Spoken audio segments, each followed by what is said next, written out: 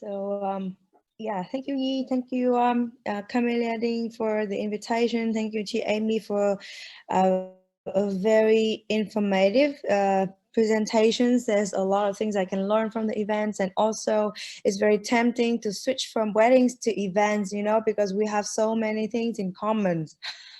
For all the people that are joining with me today, I may ask again if you are, how many of you are interested or curious or intend to pursue a job in the wedding industry? Because if there are not so many people, I would try to make my slide very short. Um, uh, Trust me, I did cut a lot of my slide in the background, so you don't have to suffer me for too long. Um, if there's so many people here interested in the wedding industry, I don't have to show you how big is a cake. But for the people who are here for the informations, here are a few numbers that that might make you more interested in the wedding industry. So now each year, over 2 million couples tie the knot in the US alone. And this industry brings an average of $60 million dollars per year to the US. And I believe that the average spending for a wedding rises rapidly in Southeast Asia. Especially we have an Indian audience today, and Indian is one of the most wealthy and also leading industry in wedding, and it make a huge impact that it can increase their partnership with tourism and other hospitalities industry. Um, Chắc là sẽ nhờ so I would, when I finish, yeah, thank you, Nhi. Uh, we can see right here the average cost of a wedding, and also on the right hand side um, there's more and more, how to say, celebrity and mega influencer in Southeast Asia that got married, and it brings huge impact on the social medias, and also bring a lot of attention worldwide to this industry and to these destinations. In Vietnam alone, we have I think around 300,000 people. Back, chắc là phải nhớ back lại một chút. In Vietnam alone, we have up to 200,000 wedding a year in big city only. And this statistics is actually from 2018, and I believe that is make a huge difference. It's grow much bigger now. And in 2018, the wedding industry is already reached 7 billion US dollar, and I think for now it's around 10 to 12 billions dollar if we don't have COVID. 24% of them, like 24% is actually 1/4 of the populations of Vietnam right now is young people, Gen Z and millennials, and the need to get married is still increasing. That comes with a lot of searching keywords. When searching for keywords wedding in Vietnam's or wedding in Vietnamese on Google, there's 62 million results that are written in less than a second. So you know that this is what your future clients look like or search for if you are actually looking for positions in the wedding planning industry. And if you are, my first advice is make sure one of your goals is to know who your clients are and what they are searching for, and make yourself visible on every search. No matter if you are planning to be a wedding planner or an event planner. Camellia also offer great personal branding courses, and Facebook is completely free, and it could be LinkedIn, Google's, and Facebook and TikTok, anywhere, but make sure that your clients find you when they need you. I think that's the most crucial parts when you trying to start your business or you start to work on your own. And Now I think I would just jump to the three questions that I got asked the most, which is how do we start? How do we start to find a job here or find a career opportunity in the wedding industry? Well,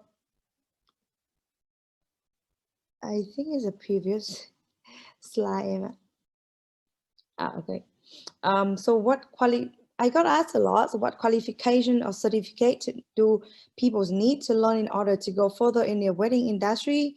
I would say a background in event management, like especially Amy just speak, is already very highly desirable. Everyone in the wedding industry like me wants to have a knowledgeable and informative event planner like she Amy, but the truth is there's no specific qualification required to be a wedding planner or even an event planner. Um, you can let's just focus on all the aspect or the area in your life that can add up to your work and also your personal professional life, which is art. You can never go without business studies. You can always learn about drama, music, theater, performing arts. You have to be good in English and in any kind of foreign language. And it's also be good if you know a lot about culture and religious studies. I can show you right now in the slide is one of my latest project when my clients want to build a Renaissance weddings experience for her guests. And it's now all the, how to say, who think a wedding planner needs to know about Renaissance art or what Renaissance people eat, right? But then if you want to be a wedding planner or event planner, when you try to create a vibe and experience on behalf of your clients to their guests, you need to learn and you need to know every aspect um, of the subjects that I mentioned above. So what do we do for this project? We read Da Vinci, we try to dig deeper and deeper on Renaissance art, and we try to figure out what do they eat. And do you know that noble people only eat food when it's all the way up high from the ground. The closer the food is to the ground, the more peasants you are. So they only eat birds, they only eat grapes. That's why you see a lot of grapes on Renaissance paintings. That's also a very interesting knowledge that I learned being a wedding planner. And that's one of the things that I love about my job, because each client, each event give me a purpose to learn and be a better, a more knowledgeable person than I am yesterday. And like T. Amy and Camelia also guide us through. I think that there's no specific qualification required, but not but. However, I mean, it's also a but. There is no specific qualification required, and and we should focus on all the soft skills that might not, how to say, get you a certification, but give you um, a better tools to work with people, to work with your clients, to work with your employers, to work with your college. I'm talking about attention to details, creativity, customer service, patience, leadership, time management, problem solving. All the things are not required. Where can I get a certification in problem solving or in time management? That's the thing that I try, that we have to learn and earn throughout the job, throughout all the positions and all the projects that we work on. So these are all the traits that I think we are very necessary for people who are, working on wedding and event planning industry in general. Um, I also, can I pause? Well, um, and now after COVID, everything, oh, sorry, go all the way back to the slide. You're right. The previous one. Can we go all one more? Thank you, Sure. Emmy. Yeah. Okay. Yeah. Sorry, the next one. I think there's a Okay. gap between what we're talking. So yeah, sorry, all our audience for this. And I think come to the conclusions now is the questions that we all asking. What is the potential opportunities in the wedding planning industry um, after COVID, right? We are actually living in after COVID time already. And if I have one thing to share, I will share with you who is my dream clients. My dream clients now is Gen Z, who people, sure. You're right. Yes, no worry, no worry, it's my fault. I couldn't remember my slide. That's my fault.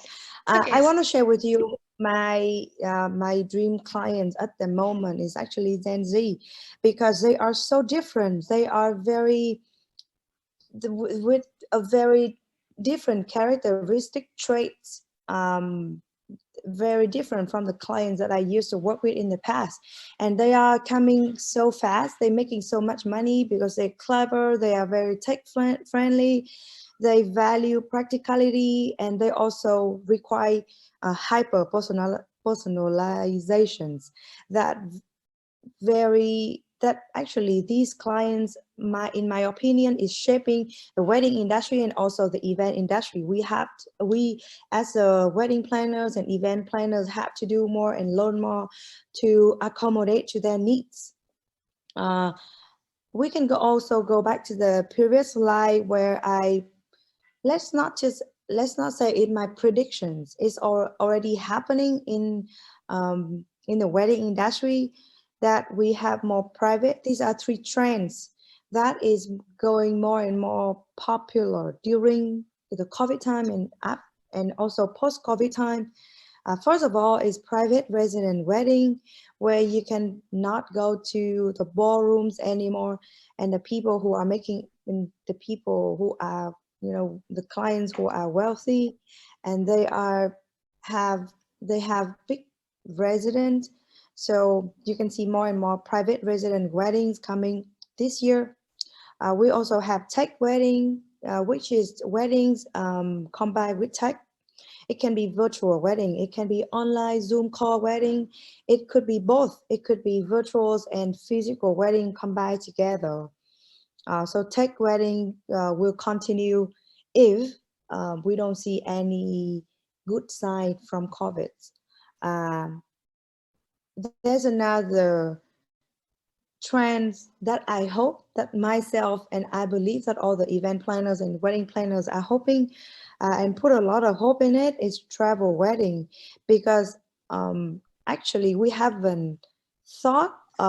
didn't think of how big of the tourism industry until we cannot travel anymore.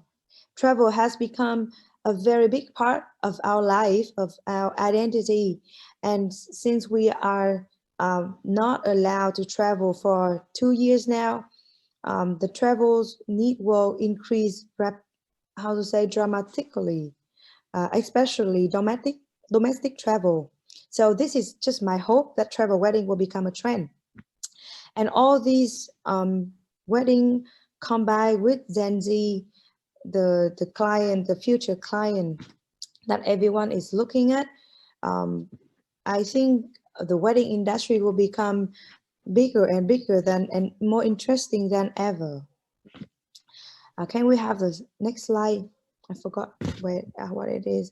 Oh, and I think that there's also a few people that is interested in the wedding industry at the moment. So I prepare a few slides that my own personal recommendation. Maybe it's something for you to entertain this weekend. I pick a few uh, movies and series and documentaries about weddings and event industry for you to entertain. Because what I believe is that now, since you don't have any work in front of you, any project laid out in front of your eyes, how about a practice? Watching movies to me is a way to exercise your mind and a way to practice in your head.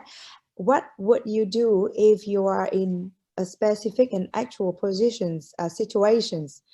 So I prepared a few slides, and can you go through it? We have, the proposal, say I do.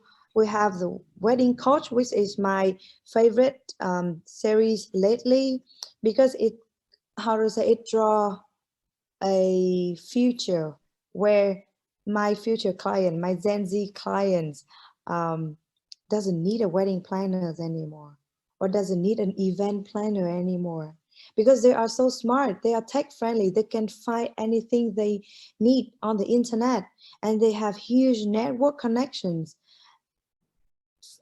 It doesn't need a wedding planner or event planner for them to plan an event.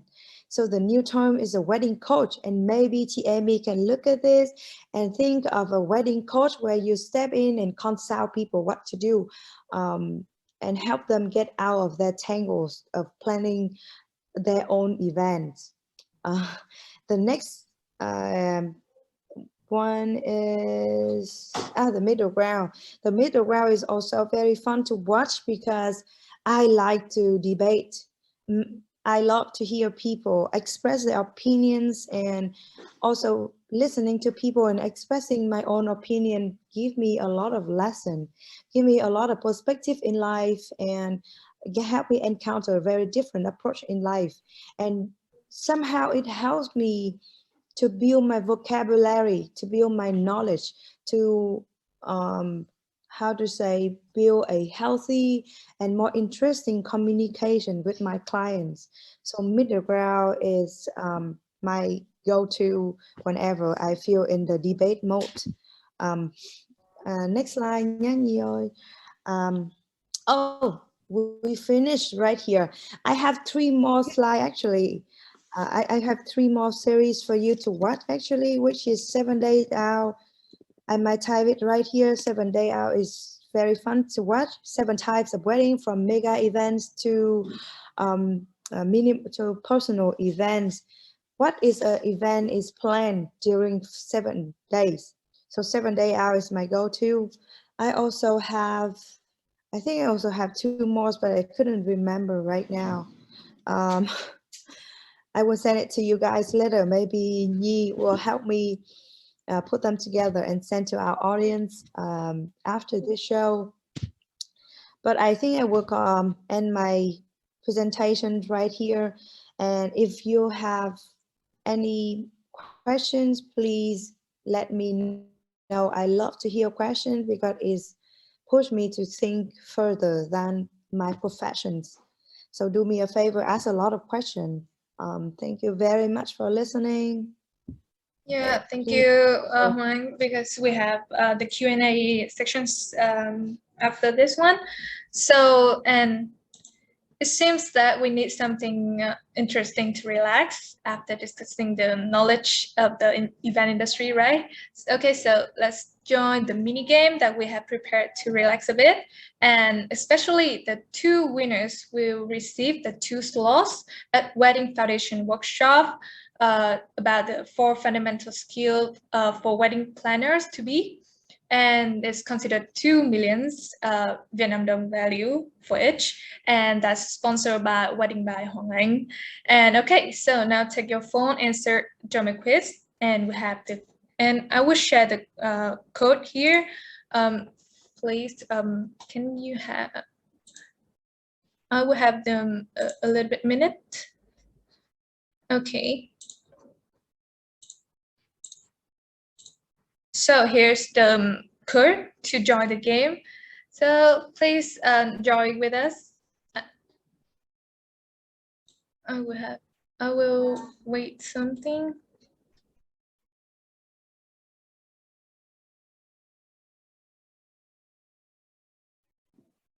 The screen is in Vietnamese, so you might want to speak English. Give them instructions.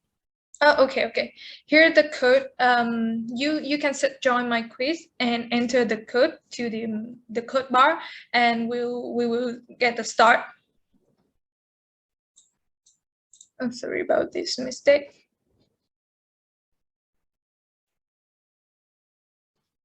Okay, we have 1, 2.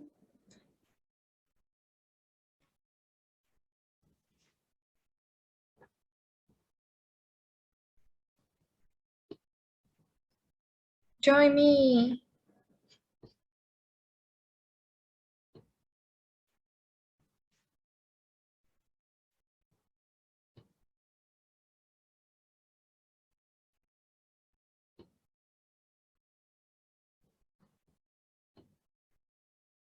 Okay, a few more minutes.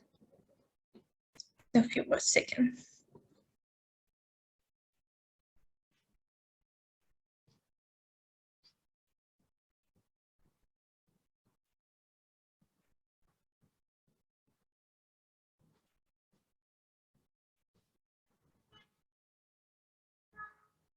Okay, we just have 10 here.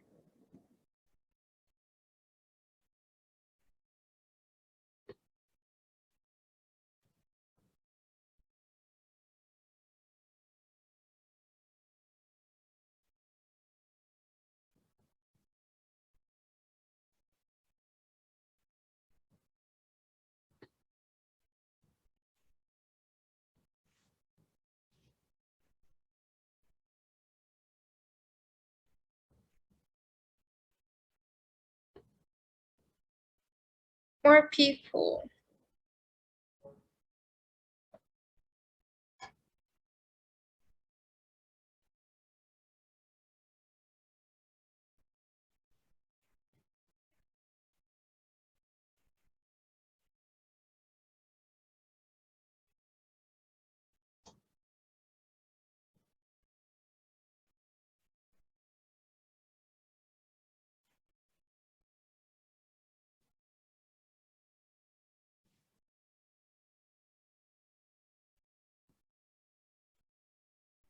Anyone who want to draw with us?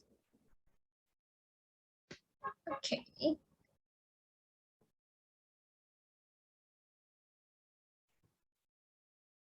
will start in 1 minute.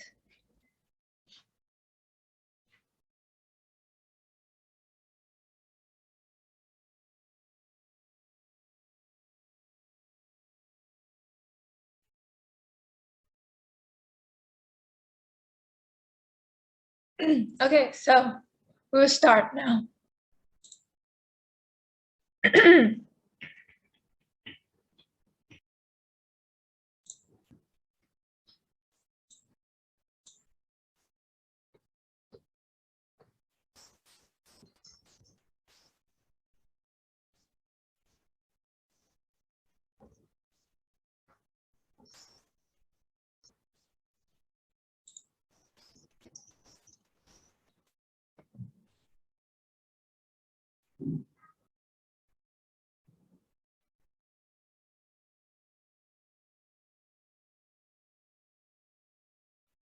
This is always my, this is the most exciting part. I only look forward to this.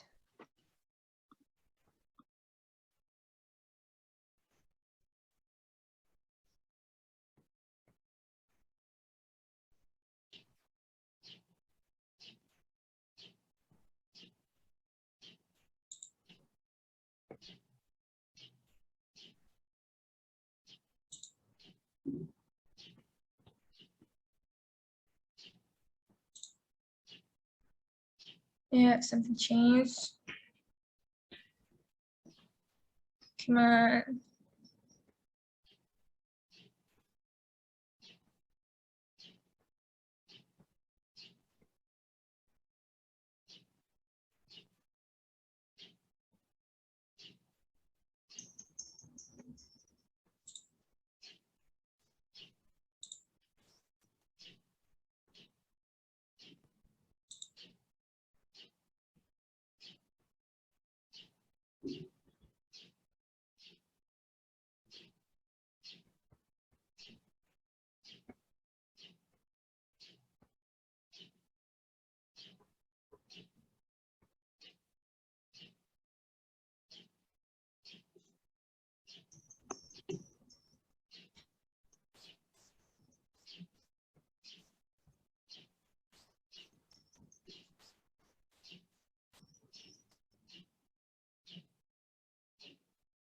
Let's say there's any change in the leaderboard.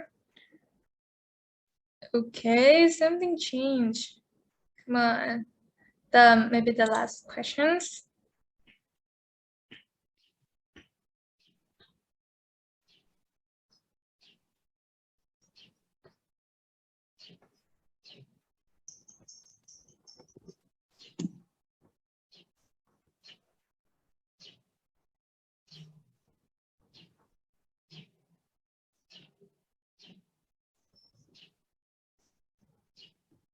Yay, thumbs up.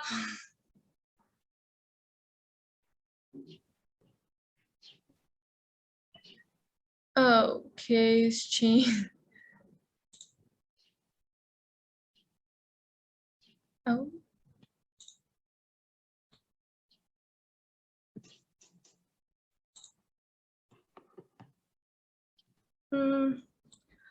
Hi, Camelia, can you explain for me? For that part? Yeah. Okay, so I guess here it's not all about like how well do we know, but how fast we are as well. And I actually even I have to be honest that I actually picked a wrong answer for this question as well, because in the beginning I picked before the event. But think about it, promotion and marketing, what part of the event does it belong to? It's a very important part. First of all, the marketing is the thing that you tell people from the very beginning, even before the event starts, that you need to let them know that there's an event happening. But then during the event, you also need to keep promoting that. And even after the event, with the post-event, and you will see as well, some people still have a media release just to keep update how's the results of the events coming out, and even use it for future event as well. So for promotion and marketing, it's actually a process that go through all different stage of events. So the correct answer would be all of the above answers are correct. Okay. So I guess something mistake, but I will but I will like list the winner and tell them no via the email. Maybe here. Okay, here it's a winner, and congratulations. Camilla, the third place. So you missed the slot of wedding workshop. Okay, just drop us an email so we can send you the gift. Okay, so right here we have. Okay, so the next part, the workshop, I will represent all of you and discuss the questions that gathers from our applications. And now if anyone has any questions for the speakers, feel free to ask in the chat box. So let me share the screen about them.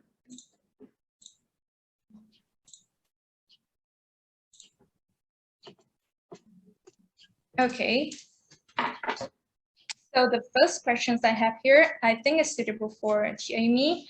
And the first question is, which skills are necessary to work in event industry? And what is the potential of the event industry after COVID-19 pandemic?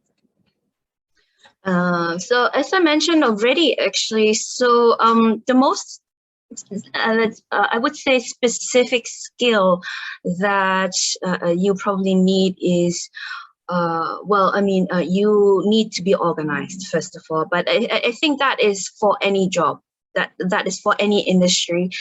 You need to be, you also need to be able to be what I want to say, I mean, besides of being good in organizing, you should be also be able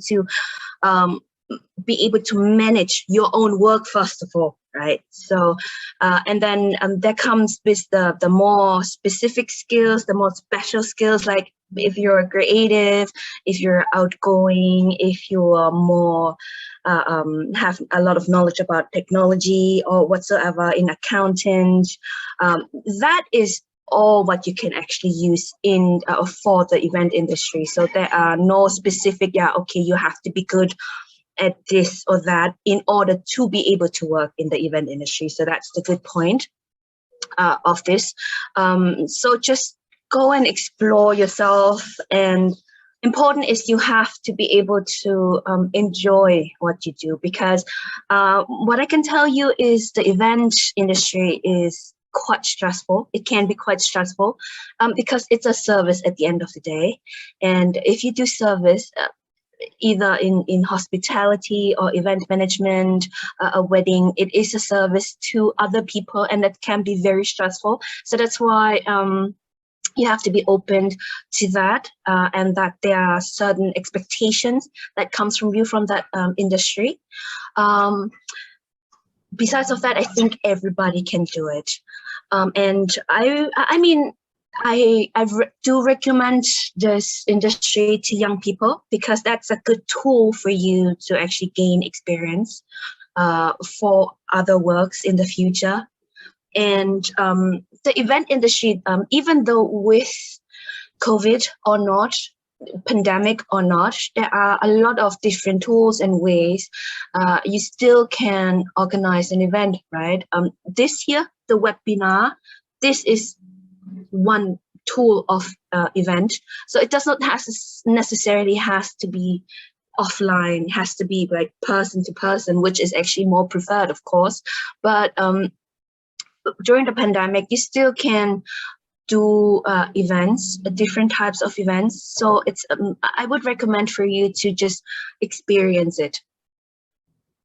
Okay, thank you. So the useful answers. And so there's one question in the chat box that related to our question list here. Like he asked any online work for us, and I also want to ask you like are there many opportunity to work like internship in the in the weddings companies or in the event company? Maybe Ms. Huang Anh can answer this for us. Well, my answer is always yes, but it comes with a secret recipes. Since we are a wedding planners or event planners, we only have to think of how to find clients. And I want to put that question back to a young enthusiastic in the event and wedding industry. Why don't you, how about we try to treat your employers as your clients? You mentioned online workshop or part-time workshop or an internship. Means that we can do a full-time job that in terms of time, in terms of education, or some situation that cannot allow you to find a full-time job, or maybe lack of experience. What I think is, even me now being a wedding planner for almost 9 years now, I don't work full-time for my clients. Each of my clients hire me for a part of my day. So to me, it's still, to me, each client hire me for a part-time job. I'm a part-time assistant to them. So now, if you are an intern or you are a student looking for a job, think of why clients or why employer hire you. What make it happen? I go back to all this set of skill on the knowledge or something specific that only you can offer to them and solve their problems. Instead of asking or expecting what can I gain from the position, from the job, asking question like, what skill do I have? What skill do I have to offer for them to pay me? And then make sure, I mentioned earlier, make sure your clients find you when they need you. And Camellia also offer very great personal branding course on that. Know what your clients are, know what your employers are. What skill do you have, what skill do you have in hand to solve their problem? Why do they need to hire you? and then start promoting yourself on all the platform that you have, and there will be a match. That's all I can say, because now when we look on LinkedIn, you know, I call LinkedIn is a Facebook of all the event industry and hospitality industry. There's so many inquiries out there. There's so many people seeking for people to solve their problems, do a job. And I think it's a waste of time sitting in a place and then asking yourself if there is any job for me out there. Instead of that, go find it, seize it. Start with what you have and start now. That's my that's my spirit all the time, and I hope that you can find it throughout my work, throughout all the I do a lot of coaching. I do a lot of webinars like this. So one of the things that I want to inspire you guys is the spirit of you can. The answer is always yes. Okay, so there's a person asked you about the information of the workshop. Can you share a little bit for us? The workshop is combined four fundamental skills in being a wedding planner. I expect every student to learn four fundamental skills and can be an independent wedding planner. I don't look for, well, not I don't, but I believe in the freedom in choosing what you do and being where you are.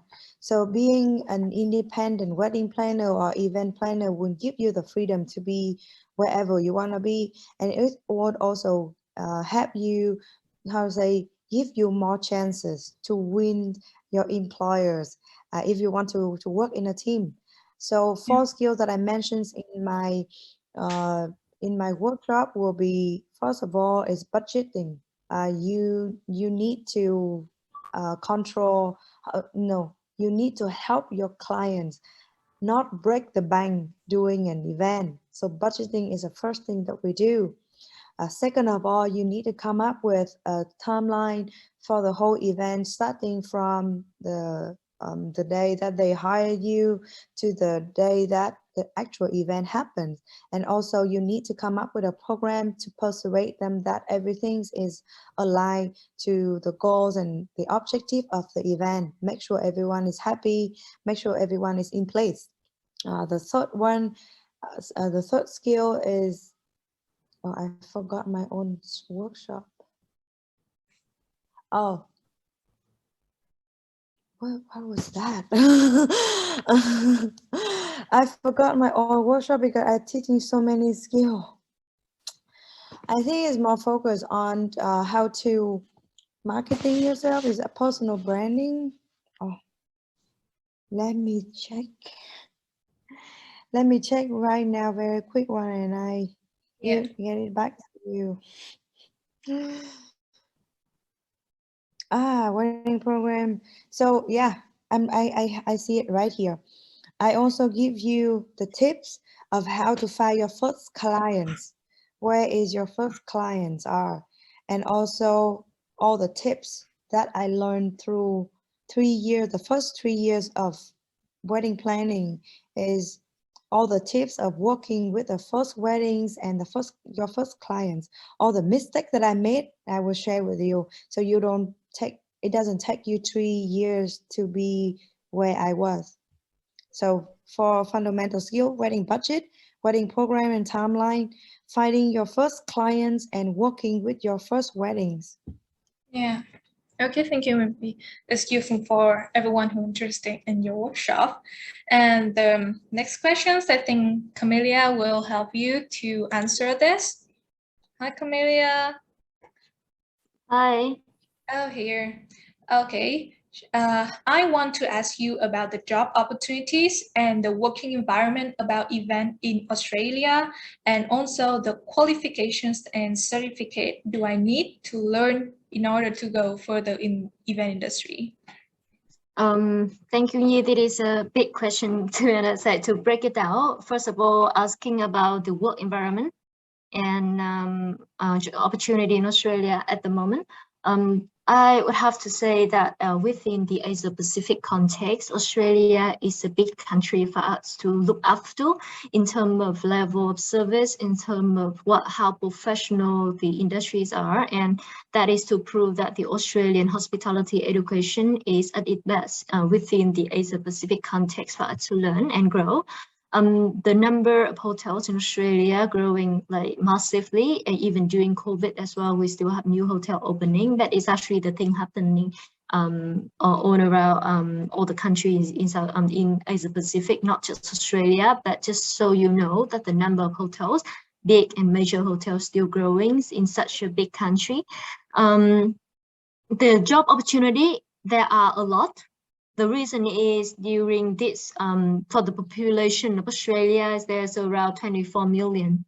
And a major part of them are actually expatriate immigrants coming to Australia, including international students during the time that you study there.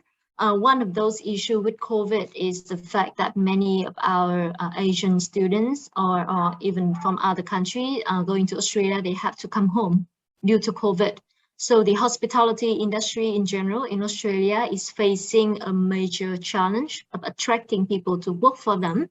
So we have, regardless of COVID, for example, in a previous event that we had in the AHA Connection Day, having one of our experts sharing a story from Melbourne, opening up a hotel, the Marriott Melbourne Docklands. On the day of opening, the hotel already achieved around 80 to 90% occupancy. And the people are coming directly from Melbourne.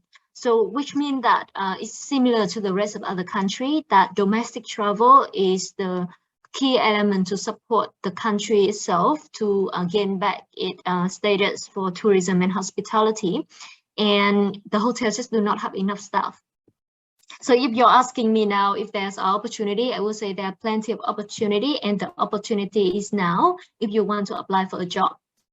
Okay, and in terms of qualifications, yes, there are obviously they're going to be advantage for those who holds a degree or you study in a hospitality institution. And some people actually telling me right now, asking me, may recruiter, I have one question here, if you don't mind, I answer also direct to that question because they are quite relevant.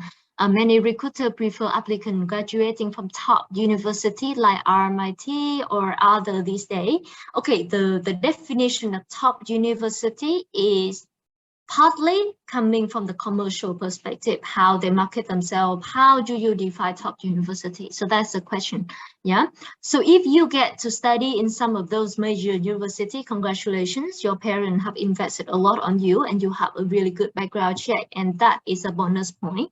But I wouldn't say that's everything, because finding a job is not all about whether you study in big university or you have this and that, but it also becoming, there's always a screening process, an interview process that we would need to analyze if you have the attitude that we need to work for the industry. So if you have a chance, looking back at our AHA Connection Day webinar we have last month, many of our hoteliers, they actually sharing the same opinion, saying that we don't need you with a lot of experience. We need that attitude, because when you work for the Marriott, when you go for Accor, when you work for other hotel chains, we're gonna train you because we have our trainer to train you. So whether or not you study from those university or those hotel school, we can still train you. But it doesn't mean that I'm saying that the other one is not important, because if you have the chance to study in advance, that going to leverage to give you a leverage to compete with other applicants. Obviously, if you know already and you have the attitude, you're going to be the best one for the job. So what I'm saying here, you need to have the right attitude. You would need to have your communication skill. You would need to have that servant mindset in a way that you are here, you want to be part of the industry, you want to make people feel happy receiving your service. So with all that, if your employer can feel that from you, there's a high chance you're going to land the job. And I'm saying as well, whether you study in RMIT or not, but you need to have your English skill, you need to have your communication language that would help you to land a job in Australia, because people would need to understand you and you need to understand them. So that's some of those entry requirements.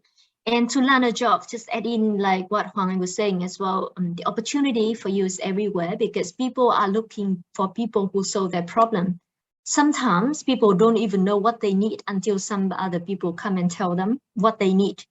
For example, I might say that I'm not recruiting right now, but there's somebody who come and approach me and say, do you have any opportunity for me? Because I can do this and that and that. I can see that your website is not good enough. I can come and help your organization. If you agree to hire me, I can do that for you. You know, because sometimes when we work for one organization, we tend to overlook what we have. And sometimes we are not able to find the issue that we have internally. But if there's some other people out there seeing it and they want to work with us, so why don't you approach them and tell them, I think we might have an opportunity to go together. So that's something that require you to be very active while searching for a job, searching for an opportunity. And I think that would somehow help as well. So the opportunities around you, even starting with this webinar, when you have the chance to meet with our AHA team, you can contact me or our or Hoàng Anh is our another coordinator that we have to say, oh, do you have any opportunity available? Or one of our speakers here as well. Approach your opportunity today, where if you have the chance to be the winner to attend Hoàng Anh's workshop, you gain some knowledge and you gain some experience and you added it to your CV. Just do not wait and say, oh, I'm not from big university. I don't think this, I don't think that. There's no such thing like that. Opportunity is equal and we are on the game that require you to be very active and yeah, do not miss out any opportunity that's throwing out to you. So once again, thanks for joining this webinar and we have the chance to share it with you.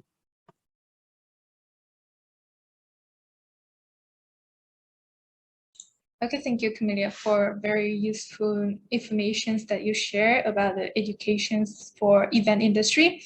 So the next question I think is suitable for Miss Amy. Hi. Okay, so what opportunities are there for people from outside of the industry to work in event industry? I think there's interesting questions. Okay, so that's a little bit more tricky. So, I mean, the basic knowledge about, especially on my side of the industry, the corporate events is, of course, you have to know about your target audience, right? So, meaning you have to have a little bit skills of marketing, like to understand the market, to understand your target audience, to understand certain tools of marketing.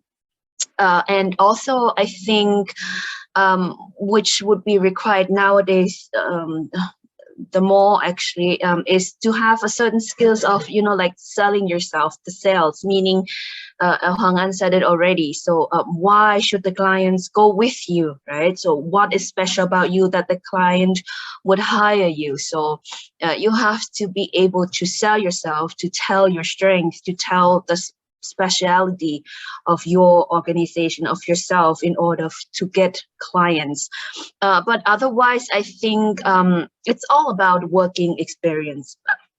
Meaning, for example, if somebody is new, just graduated from high school, would probably not be able to stand on its own and say, okay, I will work in the event industry. So that's for every industry. So meaning, if you're willing to learn, meaning there is always a way for you to get into the industry. So I think that's not the most difficult aspect of that. So requirement would be, I would say, you have to be open to learn, because as I mentioned already, and I would say it again, in the event industry, it's not only one specific skills that's required. There's a lot of different skills. So if you have one of those, then you can also learn the others. Okay, so one more question that I think is suitable for you is, he asked me that I want to know about niche market and big firm in the event industry.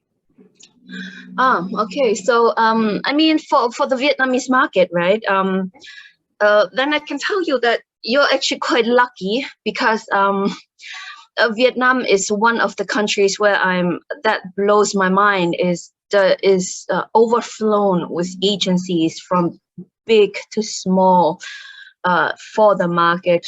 Ho Chi Minh City alone has over, I would say nowadays, 2,000 different agencies that works in the industry, including big to small, BTL marketing to ATL marketing. So there will be definitely companies for you to work on. There are probably famous companies in the city. I'm not so sure about Hanoi because I did not work in Hanoi. But for Ho Chi Minh City, for example, you can Google search for the one agency that's called Ogiville, or a Golden Digital, Golden Event, Zoe Events, PG Ads, Metan advertising agency. So if you Google, there are coming quite some big agencies, big companies up that offer professional events, activation services. So don't worry about that. Okay, so I think Ms. Huang, I need to ask you questions. Which are your favorites and why? In the chat box. Okay. So which are my favorites and why? So I have been working with first a company that's called OMG, Omni Marketing Group. I have been working with Zoe Events. I've been working with PG Ads, PG advertising agencies. So they are the ones working with the more bigger clients. For example, I've worked with Unilever before. I've worked with Heineken before. I've worked with Tiger Beer before. These are the bigger brands. So of course, if you do an event, these are preferable. You do a huge event at one time that costs you the same 3 months of work. But of course, the income is going to be better, bigger than you do a small event. A same amount of work, same amount of time that you have to spend into organize, but the budget is smaller. So I mean, but of course, it's not always easy to have the bigger fishes of the sea. So just be patient and start small, start with smaller clients. The more experience you have, the more you can actually sell yourself in order to get bigger clients. So it doesn't matter. The important thing is the quality of your work and also the quality of the budget that's being paid to you. Okay, so thank you so much, Amy. And I think it's one more questions for Camelia, the people who work in hotel industry. Are there many opportunities to work in the event department of the hotels? And I want to know about related positions. Okay, so the event management within a hotel. Thank you very much for the question, because this, I think you asked the right question for me for this. For event management, you also need to decide whether you want to be on the planning part or you want to be on the operation part. Yeah, so for the hotel, there's always a different department. We have the admin department, which are compiled of all those people doing paperwork and back office. So we have human resource, sales, marketing, the rest of other finance at the back. And we have operation who make things happen. So for those people who go to the hotel, you most likely see more people from operation part. For example, you go to a wedding at the hotel, you go to the meeting and conference, and you see the event happening. Those things are set up by the operation team. So if you see yourself being that part, going on the game day, setting up all the things, providing all the food, quality like catering, etc., and you want to be the one who directly handling this, you would be part of the event operation team, because you would be the one who put things into action. However, my job is more onto the planning part, which is the part that belongs to the sales marketing team.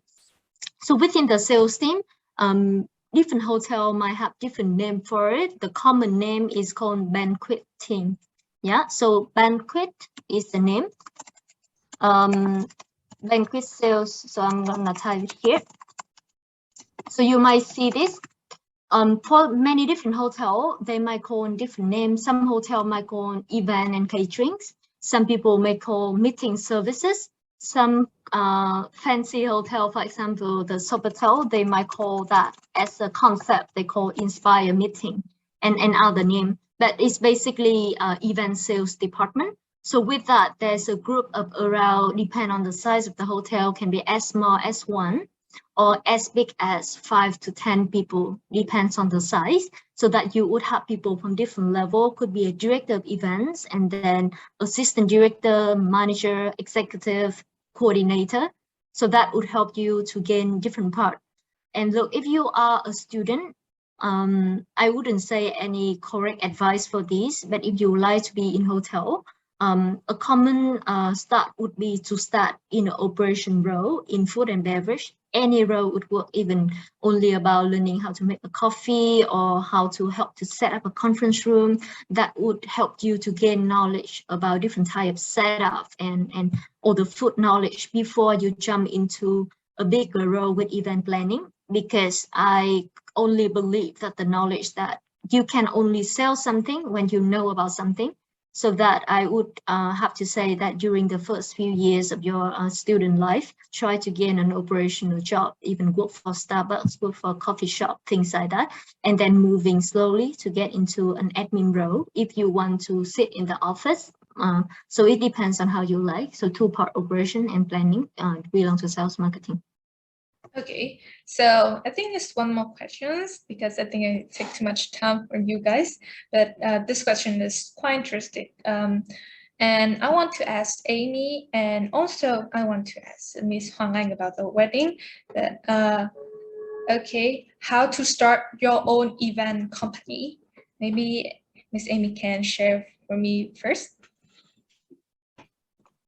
Okay, so it's the same with any other business as well, right? So you start a business based on demand. So meaning, of course, you provide a service, you need to find people who would use your service. So that's the basic idea of a business. I mean,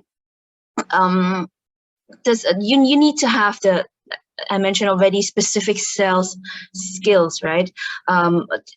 To sell yourself, to convince people to order your service, take your events. So I think the first thing of all that you need in order to start your own business is, first of all, experience. So you cannot start a business right away at the age of 18, of 21, of 22, because you don't have experience. And also, you cannot start a business right away if you don't have a certain network, meaning you have to know people. You have to know people in the specific industry that you want to start your business with. So I would recommend, first of all, spend your time on gaining experience, first of all. And then also, which is very important, is spend your time in getting good at what you do first. Yeah. And then, because you're good at doing something already, so that's automatically when you have people who understand you're good at doing what you're doing, and that's when it starts for you to have a certain connection, to have a certain a network, and that's how you can start to recruit people, to meet people, to tell them about what you do. And that's how normally businesses are starting. So you have people who need your service, and then you provide service. And then when you build up on that, and then the more good things you do, the better reputation you have. And that's how businesses grow. Okay, so any sharing, Ms. Huang? I also agree with Amy that the first thing that we need is men, because event is all about human connection, and also the power of event, I believe, is to change people behavior, changing people's mind. Adding on to her, because I couldn't agree more to Amy, but adding more to her idea of focusing on men first, I think of focusing on the people who you are going to work with, the people who you want to build a team with. Because after failing 2 of my business by choosing the wrong team and choosing the wrong partner, I feel like we can always find clients if we if we have a philosophy, if we have a technique, if you have proper education, if you have experience, but if you go with the wrong people, it goes nowhere. So let's, when you are confident enough to start your own business, when you have clients, when the current business or current projects can keep you alive for 3 months, pay all the rents, pay all the payrolls and checks, it's the time for you to, you have the right to look for the companionship that you need. You need to look very wisely of who you want to work with, and the environment where you are creating when you work gonna attract which type of people. That's very important, because for us being a small business owner, there's only 2 ways. One is like you become the business, or the business become yourself. So be careful. Either way, you need to be careful which kind of business, or which kind of you need to be careful of which kind of business you want to build, and because that's gonna attract a certain type of people. And ask yourself if you want to be with those people. That's very important, because if you go with the wrong people, imagine you're on a boat, and then each of you have a role.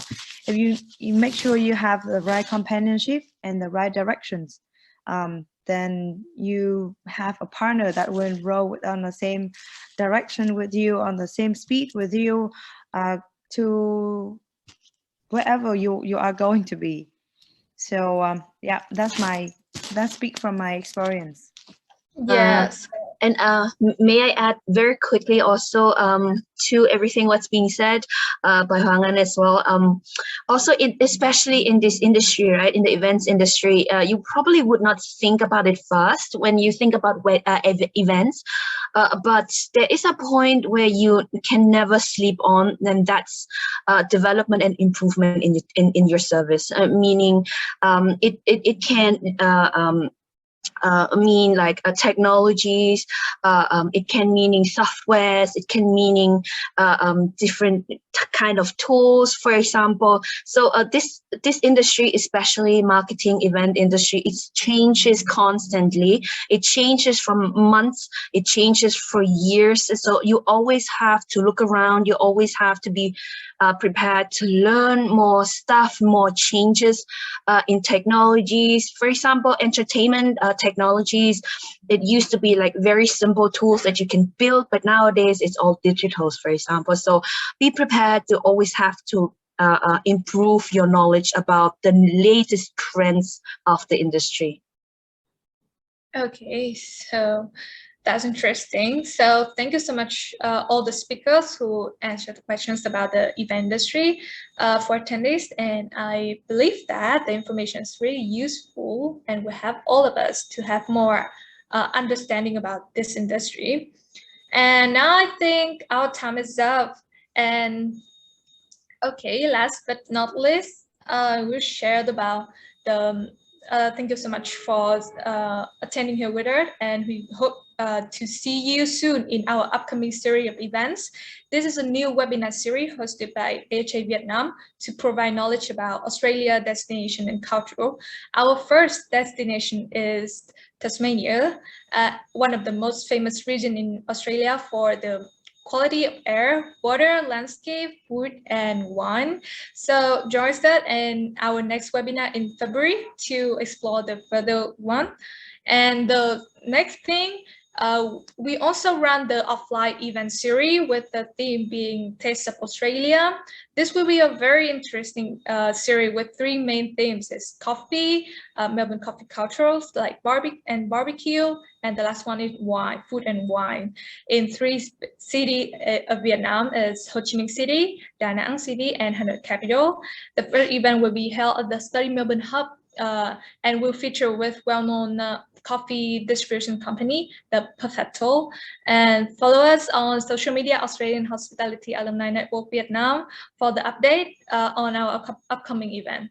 So once again, thank you so much. And I think it's time for group photo, and I'm gonna stop sharing screen so I can see everyone here. So may I ask you to turn on your camera and smile? And I think Hoàng Anh Lê, our partnership and recruitment intern, will help me to take the photo of us.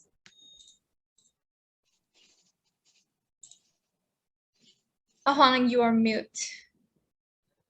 Okay, so I'm gonna count to 3 and then I'm gonna take some photo. So 1, 2, smile, 3. Yes, we get that. Thank you. Thank you so much, everyone, for joining us today. I take too much of time, and this is the first, to be honest, this is the first time of me to moderate a webinar. So please, Okay, thank you for joining. yeah, please give Nhi an applause for today for doing a great job. It's the first time taking the role as a moderator for Australian Hospitality Alumni Network, and Nhi happens to be our marketing and communication intern. Thank you so much, everyone, and we hope to see you again very soon. Yeah, thank you so much. Bye. Okay, I'm gonna close the webinar. Thank you so much.